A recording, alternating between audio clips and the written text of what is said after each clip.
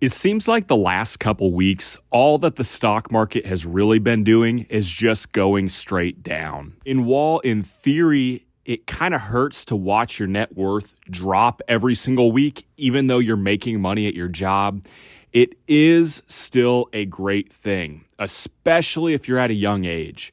So I'm assuming that means most of you watching this video will benefit from a market crash.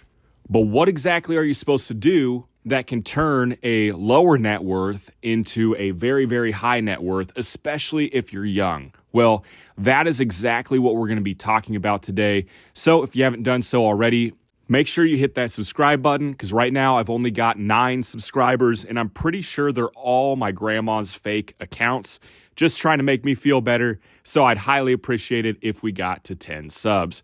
Regardless, we've got some business to talk about today. We need to discuss what happens during a market crash and how you can profit off of what is going on in the world. So what exactly is classified as a market crash? Well, in full honesty, the definition and exact percentile does not matter as much. Me personally, when the stocks drop more than 5% in a single month, that I classify as kind of like a mini crash, and that's the point where I start putting some major money into the stock market. If it crashes even further, I'm putting even more money into the stock market, so on and so forth. So let's take, for example, it was around February 2025, the stocks started crashing, and they went down about 5%.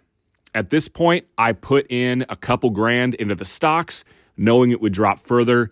It dropped again about another 5%. I put in double that, what I put in before. And then again, it dropped another 5%. So we're down 15% at this point. And at that point, I decided to throw in a lot more money. So why was it on the third time that I decided to put in more money? So something that was different the third time around was that the stocks kind of stuck and pittered in that area for about 2 or 3 weeks worth of time. So after seeing the stocks crash almost 15% in 3 to 4 weeks, I knew that once it started pittering, it would start thinking about going back up. And sure enough, it did. Right after I'd gotten a ton of money into it, about 5 to 6 weeks after the initial crash, everything started shooting up like crazy. We actually even set a historical record, having the stocks go up more than 10% in one day, which is absolutely insane. So even though in 2025, the S&P 500 only went up 10%, by me playing the stock market crash, myself personally, I went up 23% on my investments for the year, which is, again, absolutely insane. If you're big into investing, you probably know the concept of compounding and how 1 extra percent per year can absolutely make a huge difference by the time you retire. So by me going up 17% that year instead of going up only 10%, I may have just set myself up to retire maybe 5 years earlier. I'm just throwing some numbers out there. I'm not sure, but I know that that extra 7% will have a huge impact on the growth of that money. And let's say I continue to do this while the stock market crashes over the next couple years, I will continue to make more and more money and hopefully retire earlier than previously expected. So what can you do?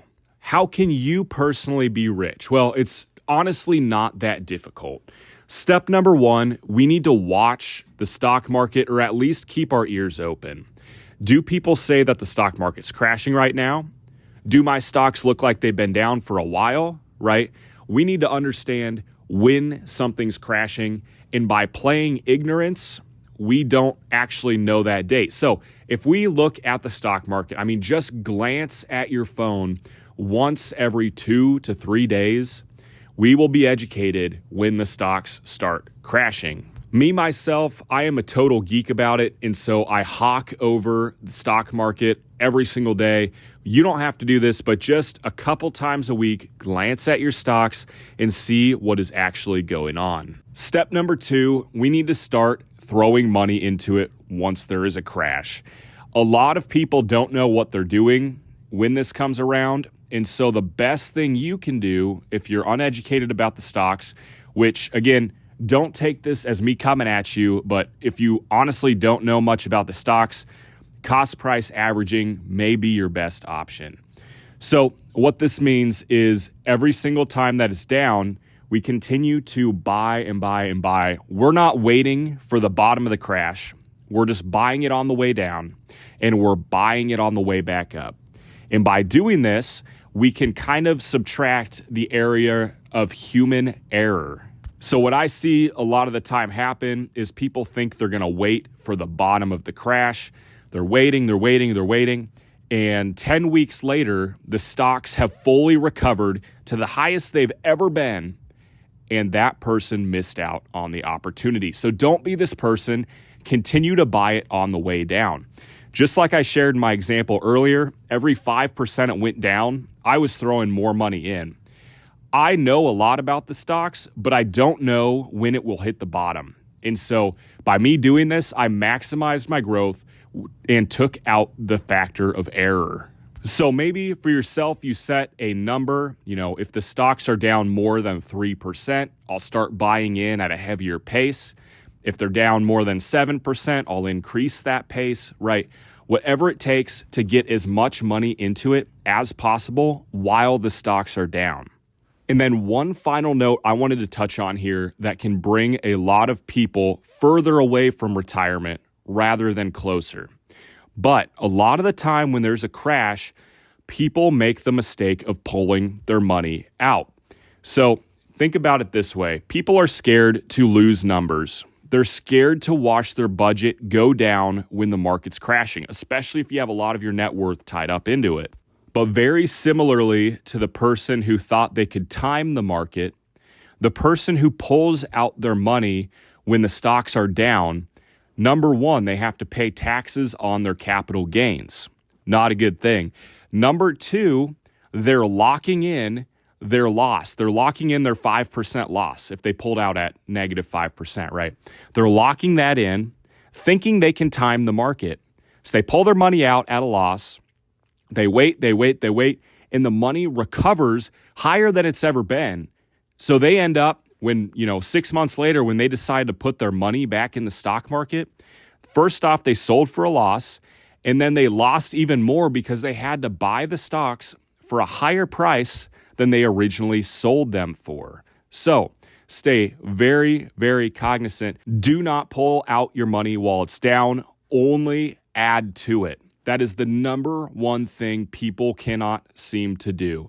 Don't worry about the numbers. Don't worry about the spreadsheet. Just do what you need to do here and do not pull out your money. And again, to preface, I am not a financial advisor. However, I've owned a stock brokerage in the past, and I have a lot of experience making some very, very good money on the stock market. And so while you don't have to listen to me, I'm just telling you what I've done personally and the experience that I've had. So highly recommend that you do your own research and understand what you're doing before you do it. But without further ado, I appreciate y'all for watching this video.